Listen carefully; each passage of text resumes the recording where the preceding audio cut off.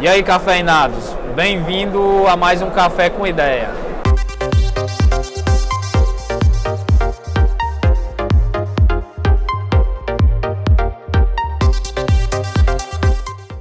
Estamos aqui hoje para falar sobre um assunto importantíssimo para as pequenas e médias operadoras e trouxe um convidado que é meu amigo aí de longas datas e vai poder falar bastante sobre esse assunto aí que é muito importante, né? Sem dúvida. Por favor, se apresente aí para o pessoal ficar ali conhecendo.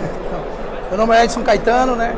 Sou consultor, tenho uma empresa de consultoria, a gente atua no estado do Ceará, né? Temos clientes fora do estado também, mas a carteira principal é no estado, em especial na capital, onde fica a maioria dos nossos clientes, né? E a gente trabalha com consultoria para ESP, principalmente na parte de solicitação e pedido de novos AS e na parte de gerência de roteamento, interconexão, na parte de pedidos de CDN, novos projetos. Também sou dono de provedor, né? Então eu sei as dores que todo mundo sofre. Eu tenho uma operação no interior do estado, que é na minha cidade natal. É uma cidade bem pequena do interior do estado, chamada São João do Jaguaribe. A gente tem uma pequena operação de fibra ótica lá também. Concorremos com grandes empresas do mercado, né? O maior provedor do estado é nosso concorrente lá. E é isso, estamos aí na luta também. O assunto que eu convidei o Edson para tratar é a importância do provedor se tornar sistema autônomo. Qual é essa importância, Edson? Por que o provedor deve se tornar sistema autônomo? Na verdade é o seguinte, do ponto de vista técnico, você não pode nem considerar que o provedor seja um provedor sem ter ASN. Ele só é operadora se ele tiver ASN. Só passa a ser uma operadora após ele ter o ASN. Então, até então funciona mais ou menos como se fosse um POP do cara que se compra link. Isso. Né? Então, se eu sou um provedor que compra o link com a Provinet, né, sua empresa, do ponto de vista técnico eu funciono como se fosse um POP seu. Sim. Sou uma extensão da sua rede. Né? A partir do momento que eu tiro que eu me torno AS, né, que eu tiro meu bloco de IP, IPv4 e IPv6, aí eu passo a ser, a internet passa a me enxergar como uma operadora. O pequeno e médio provedor tem uma sensação, até pelo fato da gente atender na Provinet clientes de todo tamanho, eu vejo isso, o cliente tem uma sensação de achar que se ele tem empresa, CNPJ, inscrição estadual, paga o CREA, tem SM, paga Anatel, ele é operadora. Não é. Só para o governo, né? E também assim, o pequeno provedor tem a mania de achar que a SN é para quem é grande, né?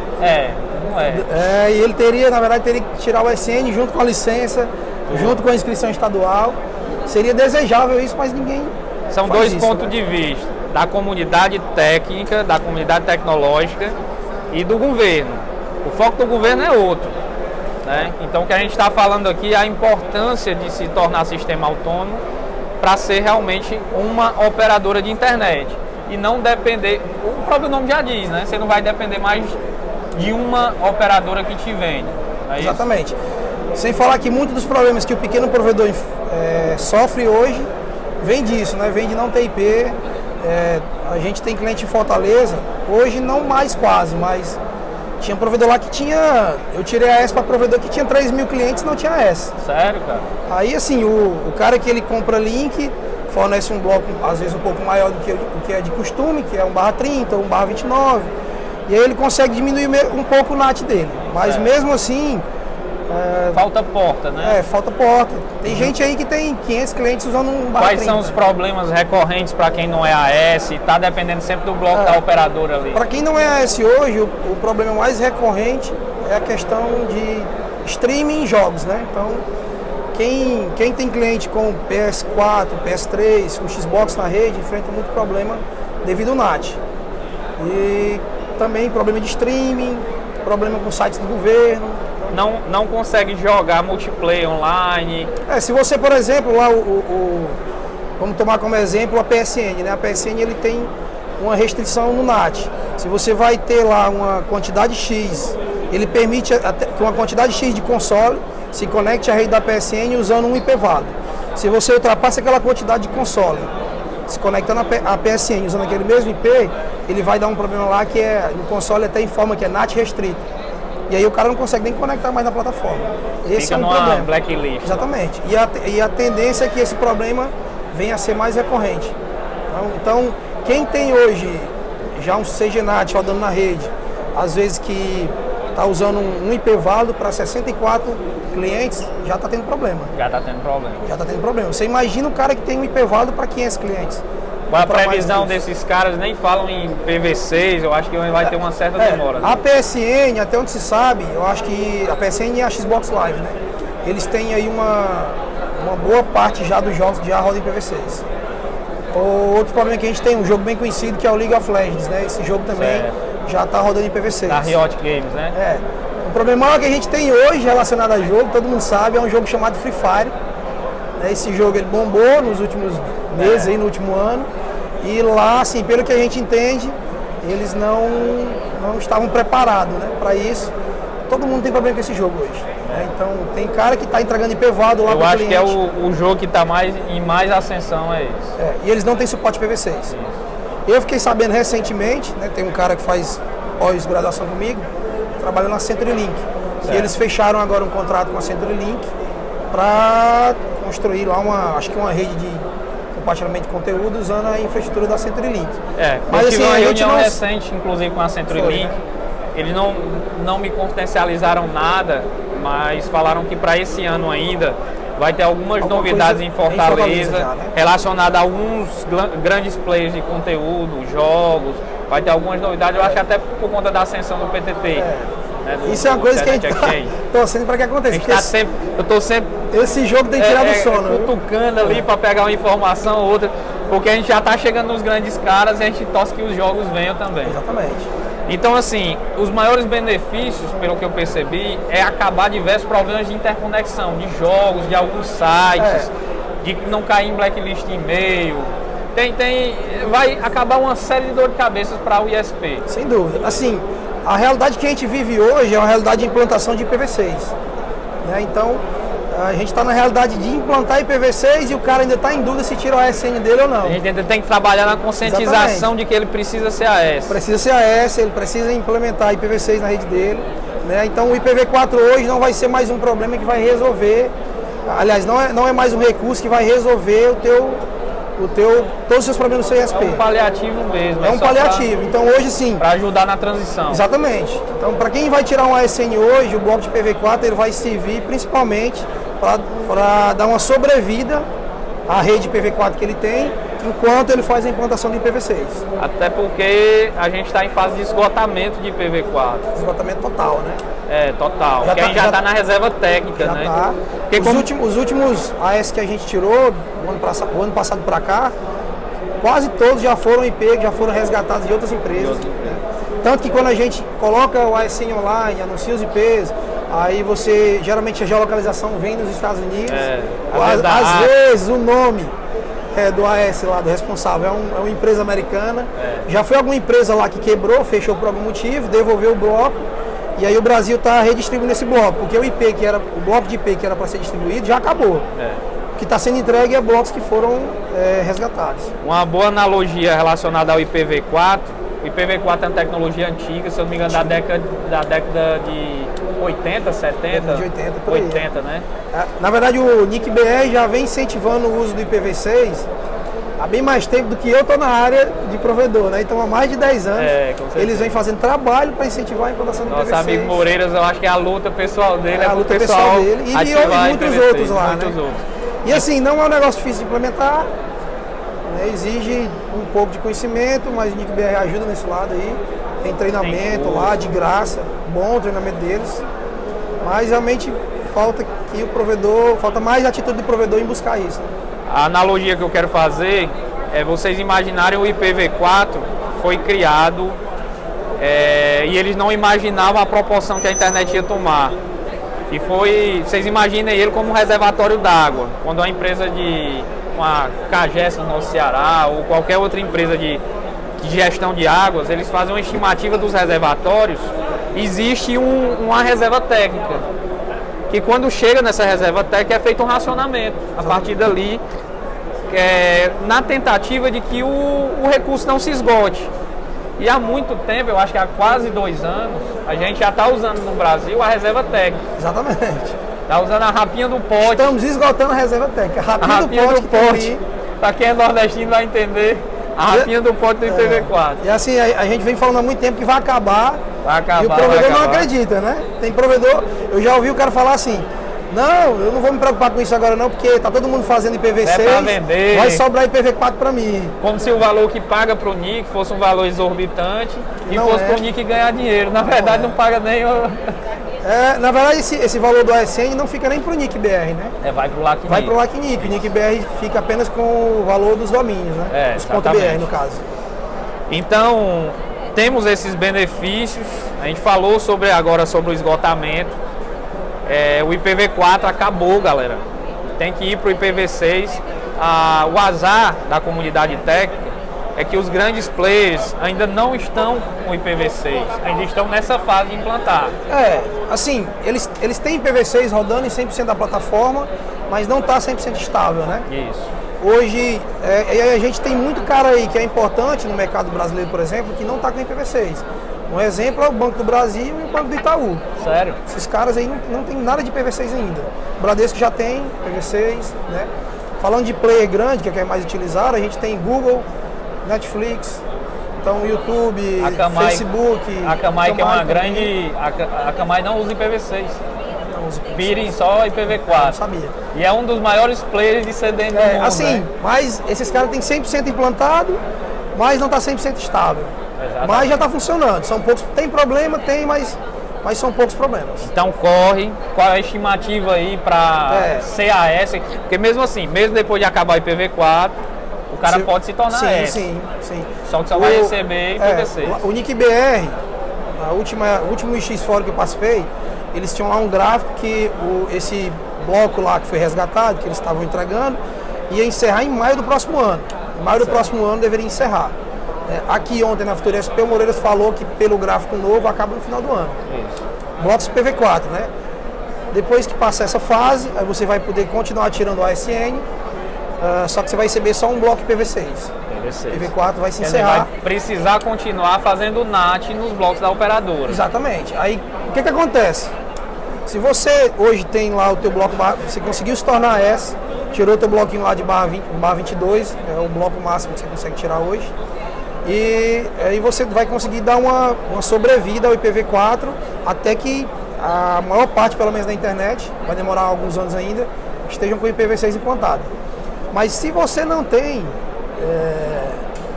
nenhum bloco, se você não tem AS, se você deixar para tirar teu S só quando só tiver IPv6, você vai ficar com aquele IP lá do cara que te vende link para rodar a tua rede toda. Assim, você meio que vai ficar impossibilitado de crescer. Com certeza. Como que você vai chegar a 2, 3, 4 mil clientes com 1/30? Ou se você comprar 2 links, 2/30? Vai precisar sempre estar fazendo adaptações para não chamar de gambiarra. Não, pior que não tem mais adaptação, né? A adaptação que a gente tem agora é o CGNAT. Mas o CGNAT, se você não tem IP, nem o AS você não consegue fazer CGNAT, né? CGNAT é para quem tem AS, mas aí o AS não dá para entregar IP válido para todo mundo. E começa a precisar compartilhar o bloco de uma forma mais educada, né? Edson, como é que o pequeno e médio provedor consegue hoje se tornar AS? O que é que ele precisa fazer? O processo de ASN, ele é relativamente simples. Aí você vai no site lá do resist.br, acho que tem a parte lá que é provedores ISP, como solicitar o AS. Lá tem todo o passo a passo, como você preencher o formulário e tal. E é relativamente simples, são informações da empresa, informações da infraestrutura e dos clientes que se atende. O que está mais embarreirando o negócio hoje é a desorganização dos provedores, como a gente tinha conversado até antes já. Então, você preenche o formulário, encaminha para o NIC.br, o resist.br, e aí o resist.br vai começar a trocar e-mails com você num processo de verificação dos dados que você informou lá no formulário. Isso no intuito de quê? De saber se... O intuito de validar as informações. Saber se o cara precisa dos IPs. Saber se você tem os requisitos necessários. Né? Então, o requisito necessário hoje seria 250 clientes e um link dedicado. A gente sabe, aí muita gente fala, pai, com um link é difícil tirar. Realmente mas dá para tirar. Principalmente se você estiver no interior, é mais fácil você justificar. Mas o pré-requisito, eu lembro da época da Provinet, desse projeto e tudo, eram 2 links dedicados, com um link e um X. Mas eles abriram a exceção agora para um link. Para um link. Aí você tem que Até justificar porque de alguma o forma. provedor regional está desbravando o Brasil e muitas áreas não tem muita oferta ainda de link, né? Agora sim, se você está numa situação que é o nosso cenário principal lá, Fortaleza hoje, é muito difícil você justificar um AS com um link. Com um link. Porque tem difícil. muita oferta. Apesar de que às vezes o provedor te entrega uma dupla abordagem e tal, mas eles não aceitam muito isso. Sim. Aí você vai falar que você vai aderir a um X, esse tipo de situação. E eu acho que essa burocracia de pedir muitas informações foi também por conta de algumas fraudes, né? Mas assim, não é um impeditivo. Um link, Sim. você só ter só um link na sua operadora, não vai ser um impeditivo, dificilmente eles vão cancelar o teu pedido por isso. Você vai ter que dar justificativa.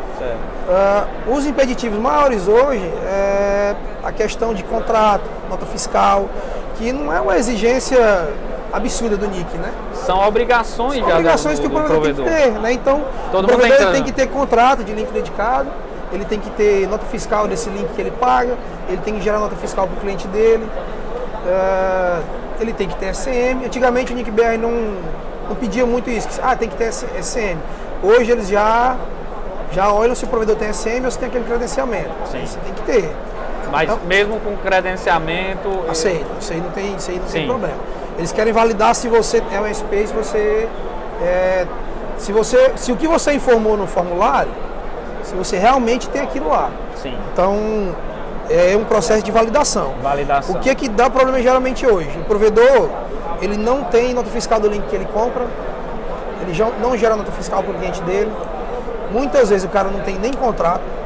Isso acontece muitas Às vezes. Está acordado de boca Tá ali, acordado não de tá boca, no papel e... Tá no papel. E aí, como é que você vai provar lá pro NIC-BR que você compra o link com o cara, se você não tem contrato, se você não tem nota fiscal, como é que você vai comprovar esse vínculo? Né? Com certeza. Tem a questão da designação também, né? Que é onde a operadora vai lá no site do registro. Aquele bloco que tá ali... Ele vai informar para o Registro BR que aquele bloco está sendo utilizado por você. Então isso é mais uma forma que você usa para comprovar o vínculo. Certo. Nos últimos anos, nos últimos meses, essa verificação tem ficado cada vez mais... Eles têm cada vez pedido mais coisas. Por quê? Tem havido muita tentativa de fraude. O cara... Quem já é ASN hoje, né, ele não pode pedir mais blocos.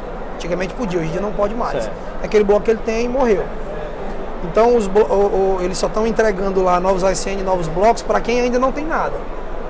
O que muita empresa grande tem feito? Tem aberto um novo CNPJ, né? E através desse outro CNPJ ele tem tentado tirar um ASN novo para que ele venha a ter mais IP. Né? É um problema. Então, é o jeitinho brasileiro, né? Tudo... Então por isso o NIC-BR o brasileiro quer dar um jeito em tudo.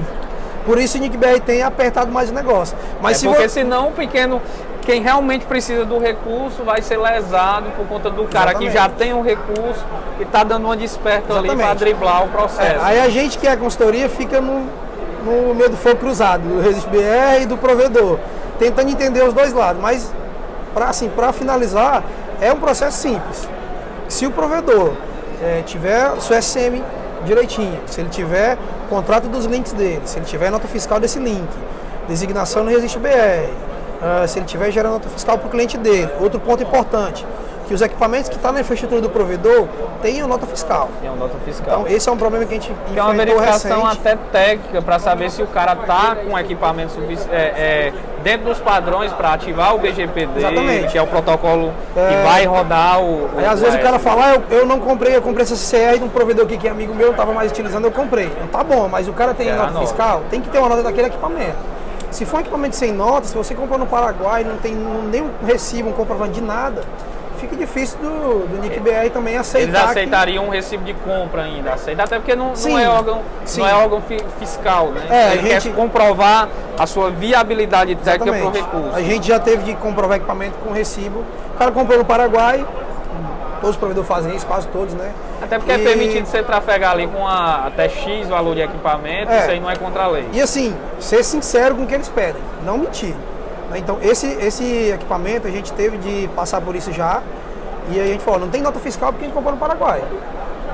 E aí ele, não, pois vocês têm que ter algum comprovante. A gente mandou o comprovante de compra lá e eles aceitaram. Agora, se você não tem nada, eles não sabem de onde veio isso aí, não tem como. Aí deixa eu te perguntar, eu sou provedor pequeno, eu me tornei AS, consegui entrar nos requisitos técnicos, paguei o boletinho. Qual é o valor do boleto mesmo? Tá 3.800 agora. 3.800. Aí diz, é caro. Vou até dar uma pausa no que eu queria falar, mas é caro. Mas faz a conta, pessoal, 3.800 mensal. Você recebe 1.024 IP. Anual. Recebe 1.024 IP. Divide por 1.024 e divide por 12. Quanto vai dar isso?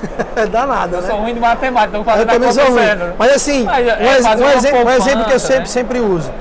Não é uma boa prática você estar cobrando o cliente para ele ter IP válido. Mas para fixar um IP válido para ele, você pode cobrar. Claro. Então, cara, sua conexão... um recurso escasso hoje. Você vai informar para o cliente residencial de banda larga, ó, eu tenho é um recurso escasso, exatamente. Então, ó, é o seguinte, você tem IP válido na sua conexão, você tem IPv6, mas assim, para mim, configurar na minha infraestrutura, para viabilizar um IP fixo na sua conexão, eu vou te cobrar um valor mensal de R$30. É uma forma de viabilizar o pagamento anual. Imagina aí se você fixar IP para 50 clientes a um custo de R$30, você multiplicar isso vezes 12, já pagou o teu bloco inteiro. Com certeza. Entendeu? Então não tem por que falar que é caro. A pergunta anterior que eu queria fazer é o seguinte: eu sou um pequeno ISP, eu sou um médio ISP, eu vou ter que investir além da compra do AS, né, do pagamento do anual. Eu vou ter que parar de usar microtik, vou ter que ir para um Cisco, para uma caixa grande. Não. É muito cara. Não. Ou dá para rodar em cima de um tranquilamente. Barato. Lá na consultoria a gente tem cliente de 1.000 clientes. O nosso maior cliente lá tem 6.000 clientes. Certo. O nosso maior cliente usa microtik. Então o cenário que ele tem lá deu para aplicar o microtik. Então ele tem uma operadora só, ele não tem X, ele não tem... Eu sempre gosto de repetir, o maior segredo talvez não é a marca, não é o valor do equipamento, é uma topologia bem desenhada. Exatamente. É um projeto técnico bem feito, exatamente. É uma configuração específica para aquele equipamento. E é isso que eu ia falar agora, porque eu tenho um outro cliente menor, ele tem 3.000 clientes, e o cenário lá que ele tem, a gente teve que colocar um roteador da Juniper. Tivemos que colocar o MX80 lá, porque ele tem diversas saídas. Por conta ele da precisa de mesmo. full route com todos os provedores de trânsito dele.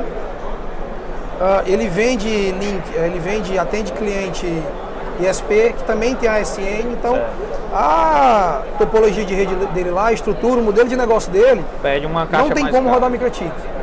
Pelo menos assim, até teria, mas teria que fazer alguns ajustes, algumas gambiarras, não valeria a pena, entendeu?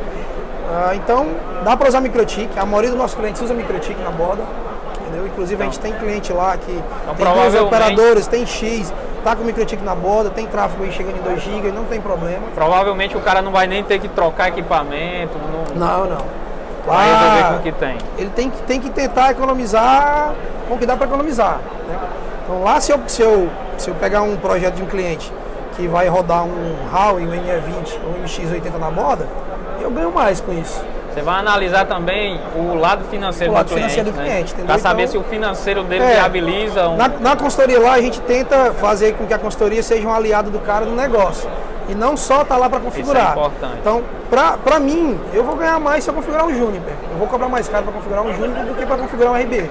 Mas se o cliente não tem necessidade de ter um Juniper, um Cisco, um Huawei na borda, a gente não vai recomendar isso para ele, que é um crime. A gente fala no Ceará, a gente fala que é um crime fazer um negócio desse, né? Tem que sempre procurar consultorias, técnicos que vão agregar, né, que vão pensar no crescimento mútuo. Exatamente. Porque se a empresa que você presta serviço cresce, você como consultor cresce junto. A ideia é que a gente sempre tira o máximo do equipamento que ele tem lá antes de pensar em trocar. Entendeu? Então, se houver uma forma de que a gente mantenha aquele equipamento na rede, atendendo a necessidade dele, sem afetar a qualidade do serviço, a gente vai manter, não tem por que trocar. Show de bola. Entendeu? Deixa eu te perguntar, e a galera que ficou interessada, que gostou do papo, e quer fazer o projetinho, ou já tem o AS, quer configurar, precisa do serviço do Edson, como é que faz aí para estar entrando em contato?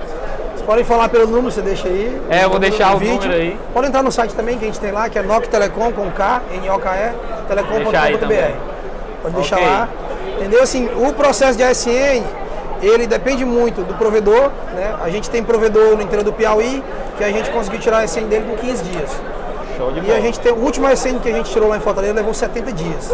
Mas por conta de burocracia. Por conta de algumas coisas que eles solicitaram, que o provedor não tinha, aí tinha que ajustar.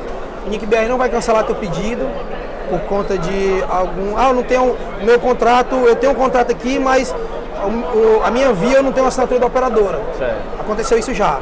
A gente informa no e-mail, ó, tô sem o contrato da operadora, vou entrar em contato, providenciar, me dá 3 dias, 4 dias, 5 dias e eu vou mandar novamente. É muito importante procurar alguém como o Edson, que já está há muito tempo aí nesse processo, porque você já sabe todos os requisitos, você já sabe as pendências que vão surgir, e isso agiliza muito o processo. Exatamente. O processo de ASN, tem o pré-ASN e o pós-ASN, né? Então, o pós-ASN é o momento de subir o BGP, de configurar o BGP, e aí você, agora, principalmente nesses blocos que foram resgatados de outras empresas e estão sendo entregues, geralmente ele vem com alguns probleminhas. Quais seriam esses? No Ceará, a gente tem um problema gigantesco que é o Detran. Detran. Então, o Detran quase sempre ele vem sem funcionar. Vai ter que entrar em contato. Tem que entrar em contato lá com o pessoal responsável para eles verificarem os filtros deles, fazer esse desbloqueio, né? Geolocalização é um problema que a gente tem também. Então, muitas vezes o IP pode vir com a geolocalização lá para os Estados Unidos. Aí o Netflix vai abrir errado. O Netflix vai abrir todo em inglês, alguns sites não vão abrir, né, que faz um firewall de perímetro lá e não funciona. Aí a gente vai ter que entrar com a configuração de DNS autoritativo, DNS reverso, correção de geolocalização. É um negócio chato. Tem que fazer uma preparação para começar a usar. Para colocar em produção. Geralmente a gente sobe o BGP, coloca esses IPs em produção só no escritório, e aí o pessoal que trabalha lá interno fica testando. Aí a gente começa a ver alguns problemas, começa a resolver. Aí a gente parte para subir o ASN numa parte da rede, em alguns clientes lá. Para homologar o negócio. E aí quando a gente vê que o ASN está 100% limpo, não está com nenhum problema, aí a gente coloca em produção na rede toda. Isso é importante. Eu já vi cliente nosso que compra trânsito da Provinet, que não era AS, se tornou AS, parou de comprar dedicado, passou a comprar o mesmo produto, só que com um nome diferente. Quando você é AS, aí já vira trânsito e passou por esse problema. Cara, tem um problema no link. Aí quando vinha, não, cara, vê com tua consultoria. Isso é uma questão de geolocalização, às vezes a questão do Detran. Cria um problema, cria até uma imagem negativa, né? Eu já tive cliente que fala assim, cara, depois que subir esse ASN aqui, tá foda. Porque a operadora não tá legal. A operadora não tá legal. Mas é porque não fez esse dever tem site de que casa. não tá rodando e tal. Muitas vezes, ou porque o cara não sabia, ou porque quem prestou esse serviço para ele não orientou isso. Ou também não sabia, não tinha experiência. Ou também não tinha experiência necessária. Muitas vezes também o ISP ele contrata o cara só para tirar o SN dele, só para fazer o projeto lá. Depois que o recurso é liberado, ele vai lá, assiste um vídeo no YouTube, coloca o IP para rodar. Entendeu? Isso aí gera problema. Eu acho que é muito importante a consultoria para a burocracia do processo de se tornar AS agregada à configuração. Após é a mais importante. É mais importante. A parte de BGP, configuração lá e tal é mais importante. Eu acho que é muito interessante agregar isso. Lá geralmente tem essa questão de CGNAT, e aí a gente tenta orientar o cara para... Até no RP do cara a gente se promete. Então, tenta recomendar um RP para ele que faça log de conexão, e aí para poder aliar com a configuração que a gente vai fazer. Então a gente implanta o CGNAT pro cara, faz o melhor uso possível, e aí alia o RP dele junto para fazer o log e o cara ficar respaldado até juridicamente lá. A gente sabe que muitos provedores sofrem com isso, né? Foi, beleza. Edson, obrigado. Parabéns para você pela iniciativa. Obrigado. Ficar as portas do Café com Ideia abertas aí para mais conteúdo técnico, vamos ajudar a galera. Vamos preparar outros assuntos aí também. Com certeza, tem muita coisa para falar, né? Até mais, galera. Obrigado.